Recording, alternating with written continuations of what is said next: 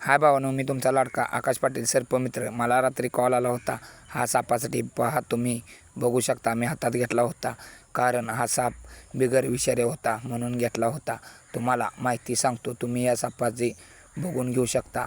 हा सापाचे रसर कोकरी नाव आहे, त्यामुळे हा बिगर विषारी असतो. दिसायला लहान असतो व त्याला मण्यासारखे पट्टे पण असतात. पण माणसं म्हणत असतात हा मण्यार आहे म्हणून त्याला मारून टाकत असतात. पण तुम्ही या सापाला मारायचा प्रयत्न करू नका, कारण हा बिगर विषारी असल्यामुळे कोणालाच चावत नाही.